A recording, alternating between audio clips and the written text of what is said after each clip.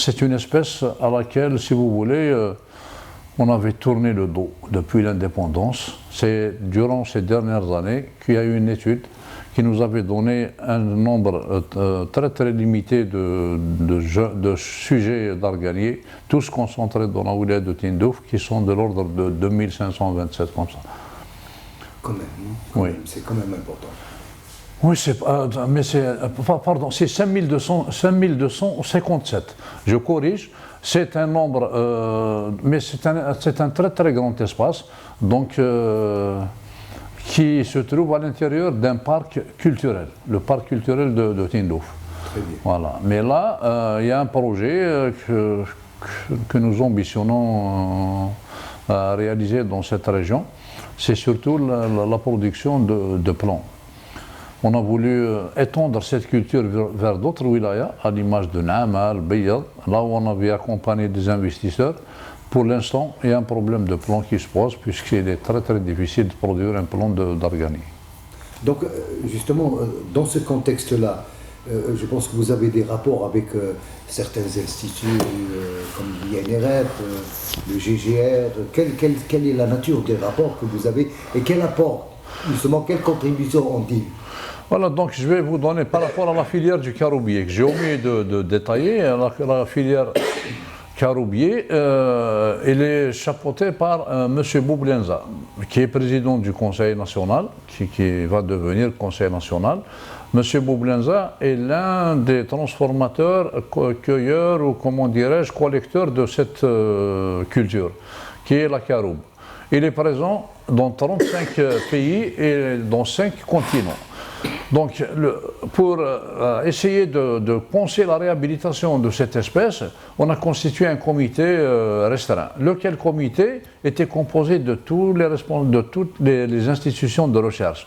L'INRA, l'Institut national de la recherche agronomique, l'ITAF, l'Institut de technologie de l'arboriculture fruitière et de la vigne, le GGR, puisqu'il dispose d'un grand portefeuille de pépinières, il dispose de 97 pépinières, et tout récemment, il a créé la direction centrale des pépinières. Donc, Inch'Allah, pour la production des plants, ça va être bien pris en charge dans l'avenir. Voilà, donc pour revenir aux relations qui nous lient avec ces institutions, le GGR, vous savez que c'est l'outil de réalisation du ministère de l'Agriculture, surtout de l'administration des forêts. Parce qu'au moment où nous parlons, il y a 2 grands marchés qui nous lient, le marché numéro 7 et le numéro 8. Le premier marché, ça concerne les travaux au niveau des localités et des 48 wilayas, c'est la continuité du programme de développement rural. Et le second marché, ça rentre dans le cadre du reboisement. Le tout, c'est presque 1300 milliards de centimes de plans de charge confiés à cette entreprise. Pour l'Institut national de la recherche forestière, évidemment, c'est notre institution de recherche. Il nous accompagne dans tous les domaines, à commencer par les attaques parasitaires ou autres maladies des plants. Donc, à chaque fois que quelque chose est signalé dans une wilayat, donc une mission mixte est dépêchée pour essayer de diagnostiquer et de préconiser les solutions.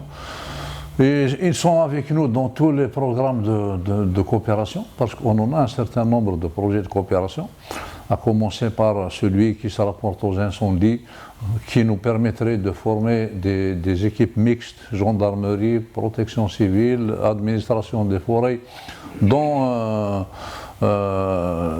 l'étude de la scène du crime, c'est-à-dire parce qu'au jour d'aujourd'hui, quand on vous décline notre bilan d'incendie, on vous donnera 85% des incendies enregistrés ont pour cause inconnue.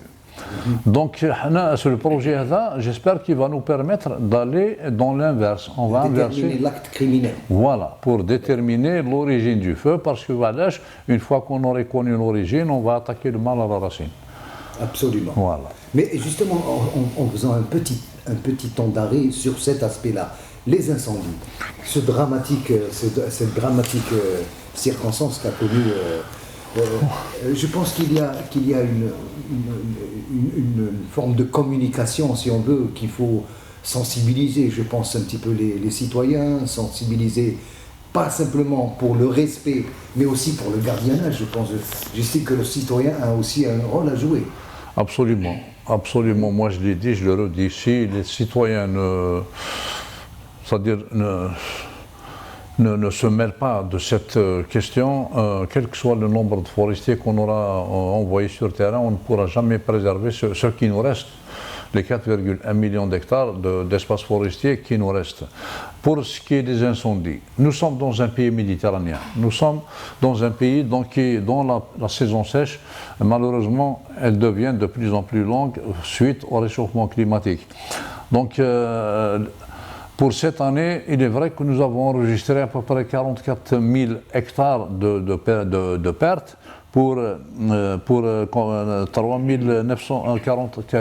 493 départs de feu.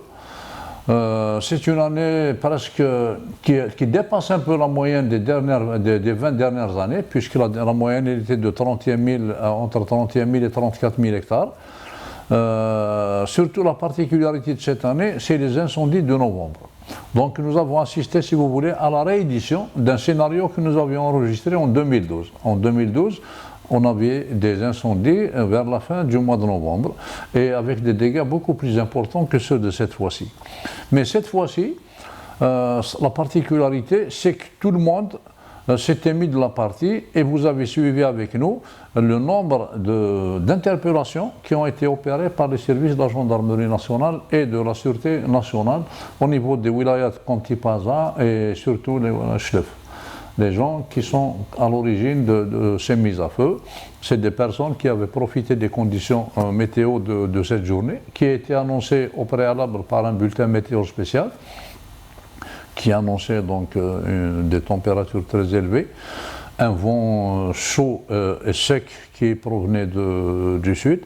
Donc tous les ingrédients étaient là et ceux qui avaient l'intention de mettre le feu avaient profité de ces conditions météo et ils ont eu ce qu'ils projetaient. Donc de grandes surfaces ont été perdues et surtout il y a eu la perte de 2 personnes dans la wilaya de Tipaza qui ont été surpris à l'intérieur de leur poulailler, que Dieu ait leurs âmes. Alors, concernant le gardiennage et le suivi des armes, je pense que vous avez une brigade mixte qui fait des rondes. Est-ce que justement dans ce cadre-là, est-ce qu'il y a un travail de partenariat, si on veut, avec les services de sécurité de la gendarmerie? On avait d'ailleurs parlé à un moment donné de la formation de gardes forestiers montés à cheval. Est-ce que ce projet reste-t-il encore Vous savez, le problème de la forêt, c'est la réduction surtout des effectifs, d'une part, et le désarmement volontaire du forestier. Je m'explique. Les anciens textes régissant le départ en retraite, à l'image de toutes les autres administrations, a vu de gros contingents quitter l'administration des forêts. Ces contingents n'ont pas été remplacés malheureusement suite aux conditions financières de notre pays. Malgré ça, il est vrai que l'État a fourni un gros effort. En 2019, il nous avait dégelé les 1220 postes qui étaient en suspens, dont 620 étaient destinés au recrutement, on les a recrutés, et 600 autres étaient destinés à la formation. Alhamdoulilah, aujourd'hui, à Batna, on démarre la formation des inspecteurs de brigade. S'il y a une centaine qui ont rejoint l'école, 100 autres au niveau de Djidjel et 100 autres au niveau de Bni Slimane, dans la wilaya de Médéa, pour être formés comme étant des agents de protection des forêts. L'administration des forêts, il est vrai qu'elle est organisée en brigade, nous faisons des tournées, mais jusqu'en 1990, avant l'avènement de la décennie noire, le forestier habitait en plein massif forestier. Nous avions des maisons forestières.